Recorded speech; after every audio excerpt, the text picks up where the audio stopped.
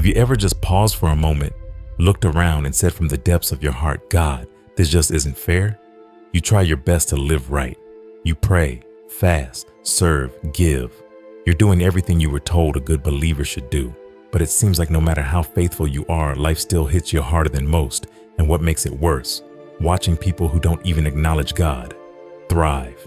You see them getting the job, the family, the money, the peace, while you're barely holding on. You've probably seen it too. A couple begging God for a child, and yet they're still waiting. Meanwhile, someone else is having baby after baby they don't want. Some even mistreating or abandoning the very life others are pleading for.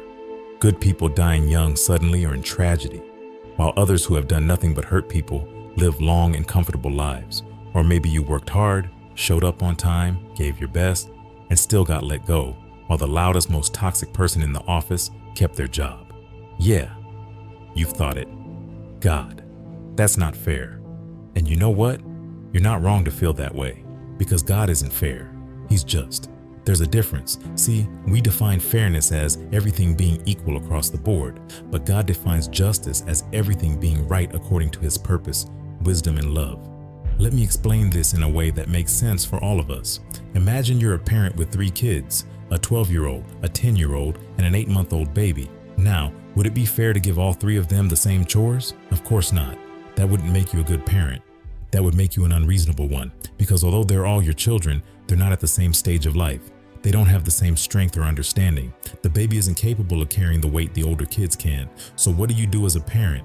You adjust expectations according to capacity. You make choices out of love, not based on equality, but based on wisdom. That's what it means to be just. And that's how God operates.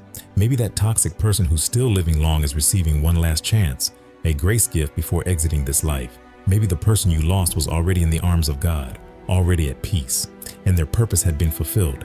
It doesn't always make sense. It won't always feel good. But God sees the full picture, and He acts according to what we can't see. Jesus even showed us this in Matthew 20. He tells a story about a landowner who hires workers at different times during the day, some in the early morning, some at noon, and some just 1 hour before closing time. But at the end of the day, He pays them all the same wage. Naturally, the early workers are upset. Wait, how is that fair? We worked longer. But the landowner responds, didn't we agree on what I would pay you? Am I not allowed to be generous with others? That's God. He doesn't operate like us. He doesn't reward based on time served or effort alone. He rewards according to grace. He sees the motives, the battles no one else sees, the trauma someone is silently trying to heal from, the sacrifices that went unnoticed. And in His love, He gives freely because He is good, not because we are worthy. And here's the truth we don't talk about enough. If God was fair, if He gave everyone exactly what they deserved, none of us would be standing. There'd be no grace, no second chances, no cross, no salvation, because fair would mean punishment for sin, and all have sinned.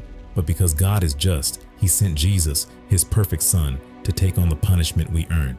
Jesus took on the wrath so we could receive mercy. That's not fair, but thank God, it's grace. Psalms 103 reminds us, know that the Lord, He is God. It is He who has made us, and not we ourselves. We are His people and the sheep of His pasture. You didn't make yourself. You didn't choose the day you'd be born, your height, your DNA, or even your story. It was God, all of it, designed with intentionality and love. The world might tell you that you're self-made because you had no help, that you did it on your own because no one showed up when you needed them. But Scripture says different. You are God-made, and even the pain that shaped you, He's using that too.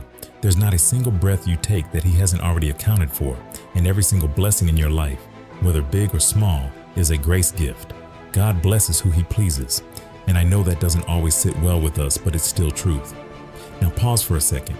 Is there anything in your life right now, anything hidden, shameful, or fragile that you're glad God didn't expose or deal with you fairly on?